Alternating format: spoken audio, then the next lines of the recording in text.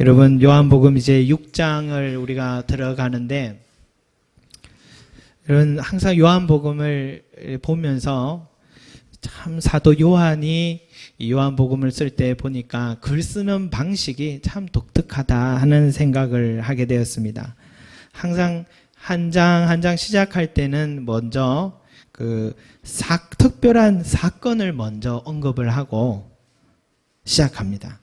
2장을 보니까 가나 혼인잔치에서 물이 포도주 된 사건이 먼저 시작되고, 3장을 보니까 예루살렘의 밤에 니고데모와의 대화로부터 시작하고, 4장은요 사마리아의 수가성 우물가 여인과의 대화에서 시작하고, 그리고 5장에서는 베데스다 연못에서 38년 된 병자를 치유한 사건에서 시작하고, 6장에서는 오늘 보니까 물고기 2마리랑 보리떡 5개로 5,000명을 먹이신 사건에서 시작하는 그런 모습을 보게 됩니다. 여러분, 그런데 만약에 이 사건들을 제가 설교를 해왔다면 한 10편, 한 10편 정도 설교하면 딱 맞을 것 같은데, 오늘 설교를 준비하면서 보니까 벌써 34편의 설교가 6장을 시작하면서 이루어지고 있더라고요.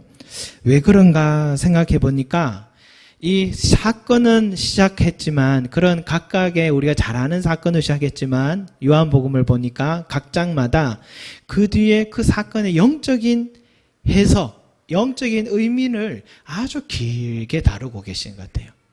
그리고 또 그 다음 장에 가면 또 사건과 영적인 해석을 길게 다루고 있다라는 것을 알게 되었습니다. 그래서 요한복음이 어렵다고 하는데, 이 사건까지는 재밌는데 이 영적인 해석 때문에 참 어려운 거구나 하는 것을 저도 걸어가면서 느끼게 있습니다. 그런데 이 강해 설교가 참 좋은 점은 뭔가 보니까 그 사건만 다루었을 기존의 방식에서 강해 설교를 하니까 한 절 한 절을 다 다루어 볼 수 있다는 것, 영적인 해석과 의미들을 볼 수 있다는 것이 참 좋은 점이구나 하는 것도 깨닫고 있습니다. 여러분, 오늘 이 오병이어 사건, 우리가 너무 잘 아는 사건입니다. 푸짐한 먹거리 잔치가 이루어지는 사건이니까 오병이어 사건은 너무 좋습니다. 그렇지만 앞장에 나와 있는 것 같이 단순히 화려한 기적만을 우리에게 던져주려고 이 말씀이 시작하는 것은 아닐 것이라는 것을 경험으로 알고 있습니다.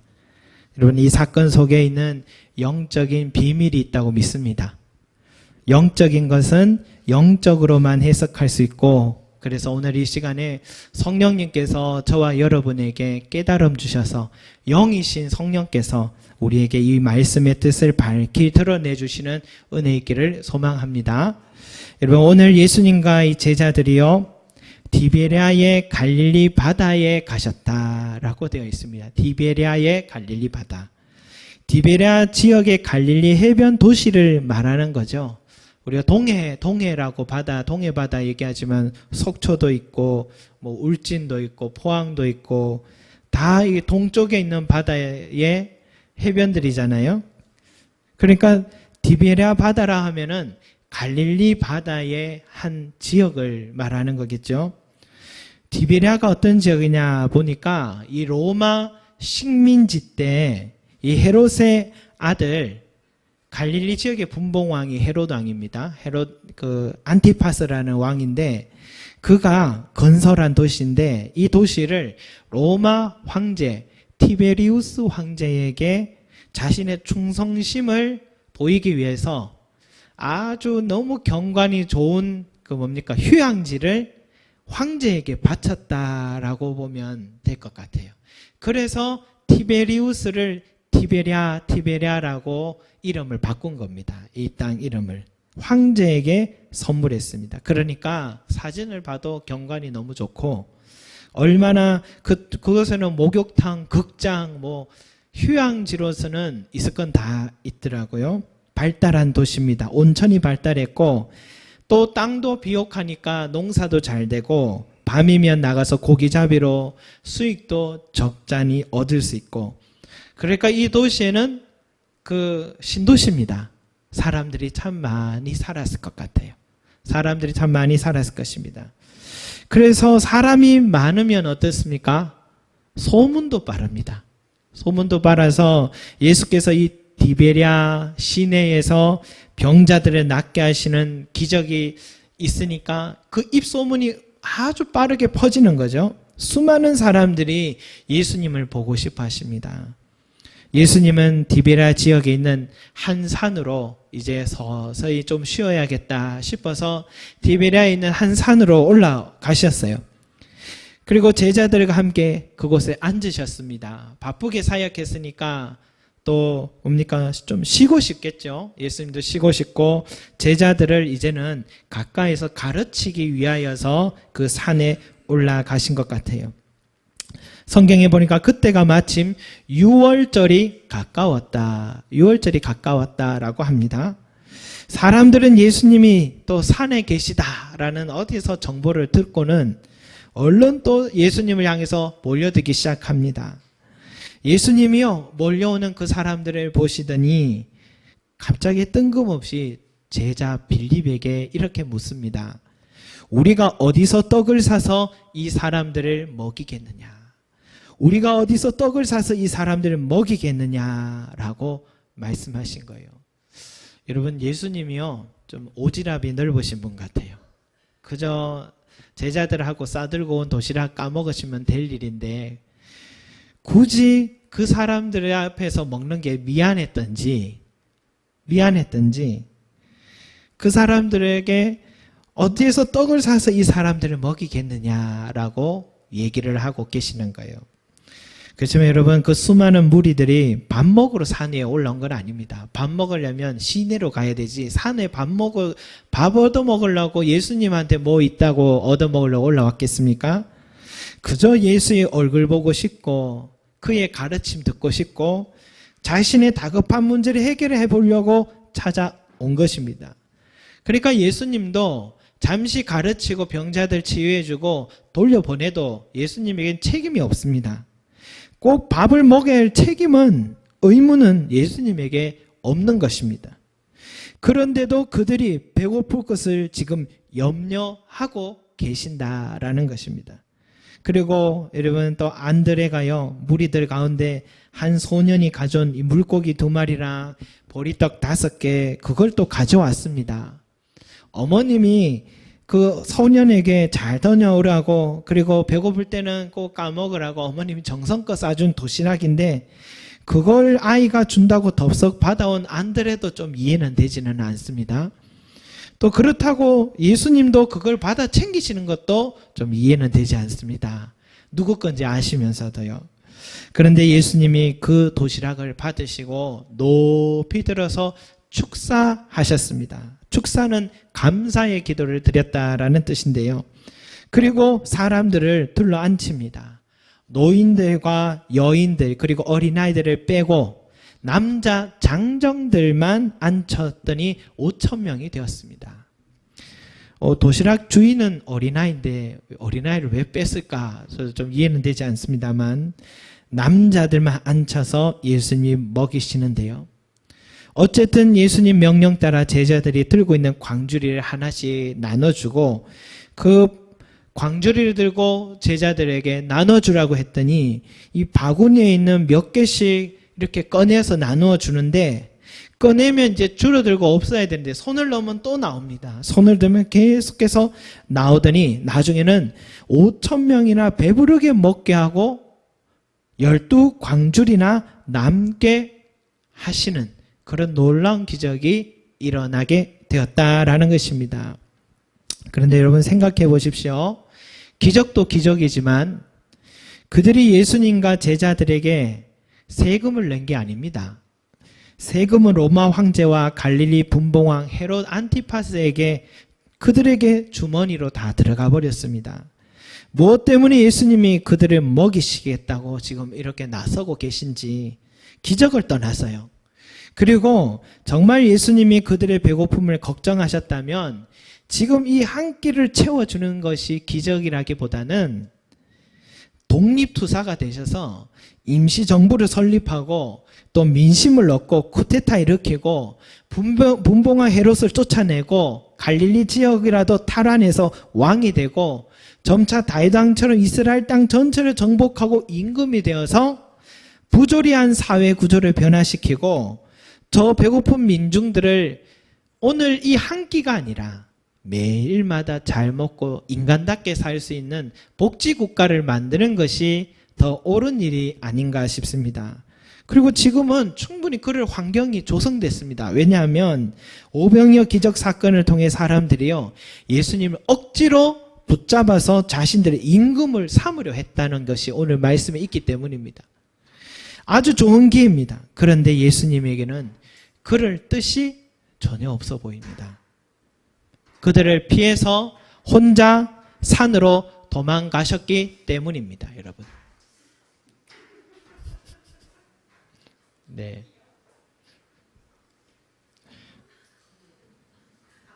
혼자 산으로 떠나가셨다라는 것입니다.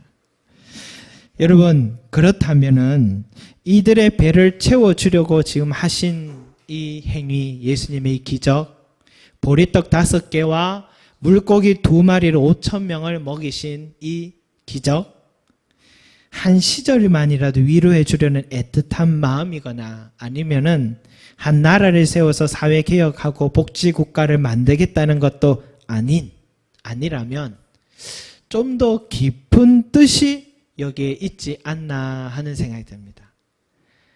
그들의 배를 채워주려고 하신 것이 아니고 나 혼자 밥 먹는 게 미안해서 함께 먹자는 것도 아니고 그들을 복지국가를 세워주려는 뜻도 아니라면 무엇인가 여기에는 더 깊은 뜻이 있지 않나 하는 생각이 듭니다.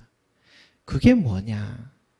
예수님이 오병이어의 기적을 베푸신 이 근본적인 목적과 뜻은 무엇인가? 이것이 저와 여러분이 오늘 한번 깊이 묵상해 봐야 될 부분이 아닌가 생각합니다. 여러분, 오늘 이 말씀 4절에 보니까 마침 6월절이 가까웠다라고 나옵니다. 6월절이 가까웠답니다. 이 6월절이 되면은 모든 남자들은 예루살렘으로 가서 산 위에 있는 높은 성전을 향해서 올라갑니다. 그곳에 하나님이 계시다 생각하니까요. 그런데 지금 6월절이 되어 가는데 사람들은 높은 산 예루살렘이 아니라 디베랴 산 예수님께로 올라오고 있는 것이 인상적입니다. 6월절이란 그 절기의 뜻은 뭡니까? 우리의 조상들이 출애굽을 한 후에 광야 40년 동안 고생하고 텐트 생활할 때 하나님께서 그들을 밤에는 불기둥으로 낮에는 물기둥으로 구름기둥으로 지켜주시고 매일 마실 물과 만나를 먹여주시고 모두 단벌 신사였는데 40년 동안 옷이 떨어지지 않게 하시고 또 광야가 돌짝밭을 걸었지만 그 신발이 한 번도 헤어지지 않게 하신 하나님의 돌보신 역사를 기억하는 것. 그것이 6월절입니다. 고생할 때에 하나님의 함께 하신 그 은혜를 기억하는 게 6월절입니다. 그리고 오늘 내 삶을 인도해 주시고 보호하시고 먹으시고 채워주시고 주신 것을 감사하고 또한 앞으로의 나를 하나님께 맡긴다라는 것이 6월절의 예배의 정신입니다.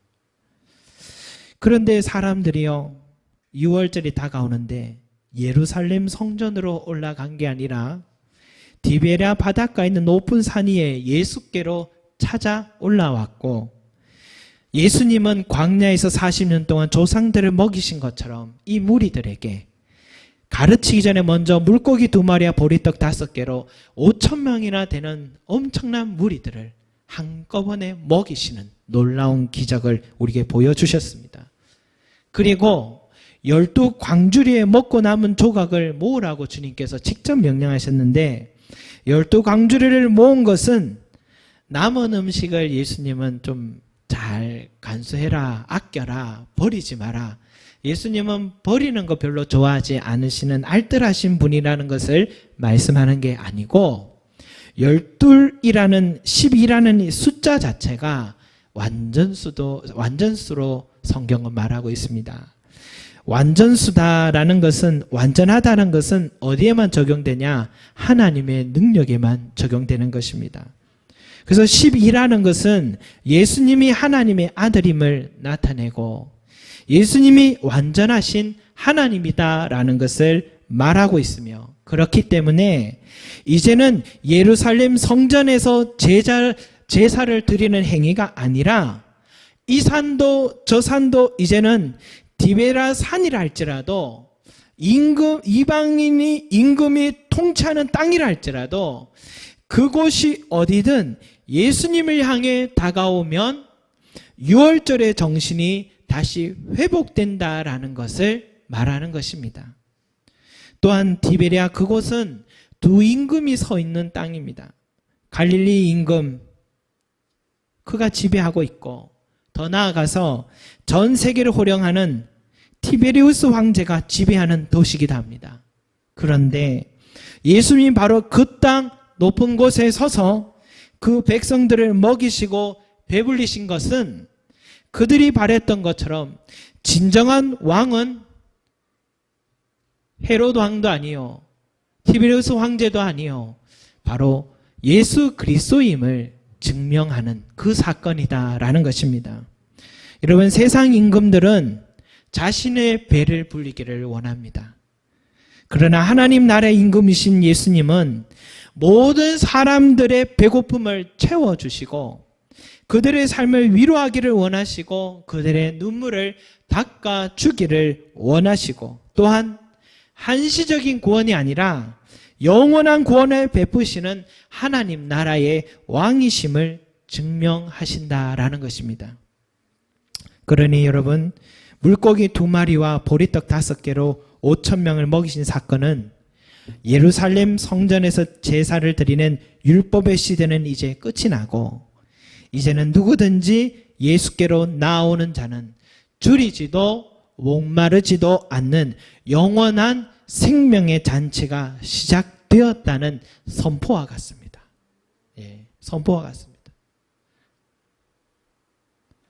팍 터뜨리면서 있잖아요. 물고기 2마리랑 그 뭡니까? 뻥튀기 할 때 조그만 좁쌀 얼마 안 넣었는데 나중에 펑 터지는 것처럼 그 느낌이 들어요. 물고기 2마리랑 보리떡 5개를 그 안에다가 넣었더니 갑자기 펑 터뜨려지면서 5,000명이나 먹게 되는 뭡니까? 선포의 시간. 그 시간이 보여집니다. 그래서 오늘 이 자리에 오신 저와 여러분은, 저와 여러분 지금 누구 앞에 서 있느냐? 생명의 주인이신 예수님 앞에 서 계신 줄로 믿습니다. 무엇을 먹을까, 무엇을 입을까 염려하지 마라. 이런 말은 아무나 못합니다. 함부로 뭐합니다. 어떻게 뒷감당하려고요? 무엇을 먹을까, 무엇을 입을까 염려하지 말라. 이런 말 아무나 할 수 없습니다. 제가 전에도 말씀드렸지요. 어릴 때 친구 아버지가 대강아 걱정하지 마라. 내가 너 대학 공부까지 다 책임져 줄게. 그러셨잖아요. 근데 술 깨고 그 약속도 잊어버리셨다고. 누구나 술 깨면은 좋은 말 다 할 수 있습니다. 그런데 내 인생을 책임져 줄 수 있는 사람은 이 세상 아무도 없습니다. 며칠 전에 선진국의 프랑스에 안타까운 2번째 테러가 일어났잖아요. 그 뒤에 대통령이 또 나와서 이 사태를 분노하고 응징하겠다면서 말하지만 이미 떠난 생명을 누가 책임집니까? 선진국 대통령도 나의 생명 지켜주지 못하고 있습니다. 그러나 사도 요한이 오늘 이 말씀을 통해 우리에게 말해주고 싶은 중요한 사실은 뭐냐? 우리 예수님은 태초부터 아버지 하나님과 함께 하셨고 그 말씀으로 모든 만물을 지으신 분이시고 하나도 예수님 없이 된 것이 없다라고 시작하면서, 그래서 우리는 하나님의 예수 그리스도의 전지전능하신 하나님이심을, 완전하신 하나님이심을 믿어야 할 것이라고 우리에게 선포하고 있는 것입니다. 여러분, 전지전능하다 할 때, 예수님이 전지전능하다고 할 때 전지하신 분이다라는 것은 뭐냐면 모든 것을 알고 계신 분이다라는 뜻입니다.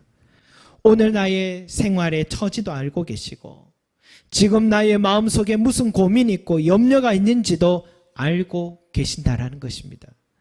통장 잔고에 얼마 남지 않은 것도 알고 계시고 아이들 학원비도 등록금도 앞으로 얼마나 필요한지도 알고 계시고 지금 여러분이 가지고 있는 계획도 꿈도 알고 계신다라는 것입니다. 동시에 내가 지난밤에 아무도 보지 않은 때에 하나님 앞에 기쁨이 되지 못했던 그런 잘못과 죄도 알고 계셔서 그 다음 날에는 어김없이 그 죄의 대가를 그냥 넘어가지 않고 고치고 깨닫도록 하시는 하나님이시고 사랑하니까 그렇다는 겁니다. 또 누군가를 판단하고 업신여긴 것도 마음으로 미워한 것도 아셔서 교만한 내 마음을 치시고 낮은 자리로 서게도 하시는 분이 우리 하나님이시다라는 것입니다. 이것이 전지하신 하나님이십니다. 우리 예수님이 전지하신 분이십니다. 그러면 전능하시다라는 것은 뭐냐? 그 모든 것을 아실 뿐만 아니라 그 모든 것을 도우시고 채워주실 수 있는 분이다라는 것입니다. 아실 뿐만 아니라 채워줄 수 있는 분이다라는 것입니다. 우리 교회 여러분 그동안 반주자가요 공석이었잖아요. 어떻게 해야 되나 누가 이렇게 반주의 자리에 서면 좋겠는데 라고 할 때에 다른 교회에서 항상 반주자에 서주기를 항상 요청받고 계셨던 그분께서 어느 날 갑자기 우리 교회에서 반주자로 지금 활동하고 계신 것입니다. 그런데 반주를 하기로 하고 반주 자리에 앉은 바로 그날에 개인적으로 인테리어 사업을 하고 계시는데 오랫동안 연락이 없던 그곳에서 갑자기 전화가 와 큰 공사를 요청을 하게 되었습니다. 그래서 그 공사를 하는 중에 또 옆에서 또 공사를 요청을 해서 그 일이 끊이지 않도록 하나님께서 은혜를 주시는 것을 경험을 하시게 되었습니다.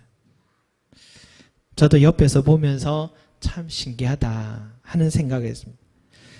이걸 보면서 하나님이 내가 너를 알고 있고 너가 이 자리에 예배를 섬기게 하려는 것이 내 뜻이다 라는 것을 분명히 확인시키는 것을 보게 되었습니다. 여러분 목사님 제가 부탁한다고 그 이전교회 목사님만큼 열정적으로 부탁했을까요? 그렇지 하지도 못했습니다. 그런데 지금 보니까요 목사님 제가 예배 반주를 부탁한 게 아니라 하나님이 직접 부탁하셨구나 하는 것을 알게 되었습니다.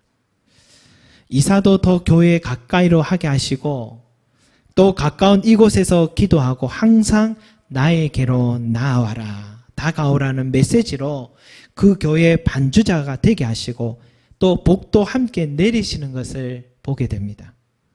저는 이 모습 보면서요 하나님은 전능하신 하나님이시다. 분명히 그 공사건은 그 성도의 삶의 필요를 하나님이 다 지켜보고 계시다는 뜻이고 동시에 나에게 나오는 자에게는 내가 그 필요를 채워줄 수 있는 전능한 하나님이심을 나타내신 것이라고 믿습니다. 사랑하는 성도 여러분, 세상의 임금은 나를 위한 것 같지만 내 형편을 알지도 못하고 솔직히 자신의 앞가림도 못합니다. 실제로 디베리아의 주인인 로마 황제 티베리우스 황제는 이제 음모가 일어난다는 사실을 알고 자신의 신변의 위협 때문에 카프리 섬으로 가서 은둔 생활을 하다가 그곳에서 정신 이상자로 고생하다가 죽게 됩니다. 이만큼 세상의 임금은 허약한 존재입니다. 그러나 진정한 왕이신 예수 그리스도는 선한 목자시기에 선한 목자는 자신의 양의 이름을 알고 있고 양의 울음소리를 듣기만 해도 내 양임임을 정확하게 아시고 내 양의 위협에 처하면 자기의 목숨도 아끼지 않고 희생하며 양을 지켜주는 것이 선한 목자입니다. 우리 예수님이 선한 목자십니다. 나의 이름도 알고 계시고 나의 부르짖음도 들으시고 나를 위해서 죽으셨을 뿐만이 아니라 지금도 나의 삶을 푸른 초장으로 맑은 시냇물로 인도하시고 돌봐주시는 그런 주님이십니다. 디비라의 무리들이 산 위에 계신 예수님을 향해 올라왔을 때 줄이지도 목마르지도 않게 하신 예수님의 능력을 경험한 것처럼 내 삶이 오늘도 평안할 때나 무거운 짐으로 힘겨워할 때나 모든 상황 속에서 주를 바라보는 저와 여러분 되시기 바랍니다. 항상 주의 얼굴을 구하시기 바랍니다. 그러면 반드시 여러분의 어깨 위에 누르는 짐을 내려놓게 해주시고 또 주님이 주시는 평안과 은혜 속에서 매일 살아가게 도와주실 것입니다. 오병이의 기적을 이 빌립이 환산을 해보니까 한 200데나리온이 된다라고 나옵니다. 200데나리온은 오늘날의 그 하루 일당이 한 데나리온이거든요. 계산해 보니까 한 1,000만 원 수준 정도 되는 것 같아요. 어쩌면 큰 돈입니다. 그러나 우리 주님이 저와 여러분의 삶에 1,000만 원밖에 돕지 않았을까 생각해 보면 그렇지 않습니다. 한 해 한 해 우리가 살아가는데 얼마나 많은 것이 필요합니까? 여기까지 도우신 것을 생각하면 수십 배를 우리 예수님께서 도와주신 것 같습니다.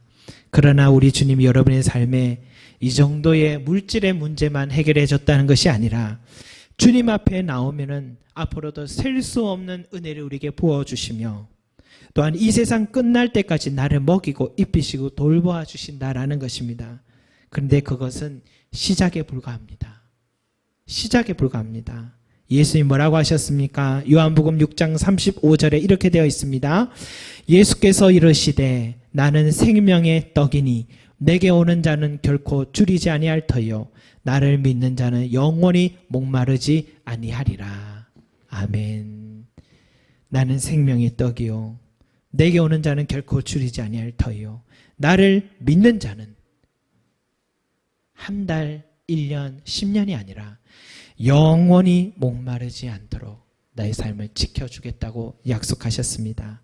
이 말씀은 우리 교회의 중심 말씀입니다. 여러분, 주님 앞에 영원한 안식을 얻기 위하여 늘 영원히 채워주시고 목마르지도 줄이지도 않게 하시는 하나님의 은혜를 얻기 위하여 오늘도 내일도 매일매일 주님 앞에 예수께로 산 위로 올라오시는 저와 여러분이 되시기를 소망합니다. 기도하겠습니다. 사랑과 은혜가 많으신 아버지 하나님, 사람들은 세상에 보이는 것들을 의지할지 모르지만 우리는 예수님께로 올라갑니다. 예수님만 바라봅니다.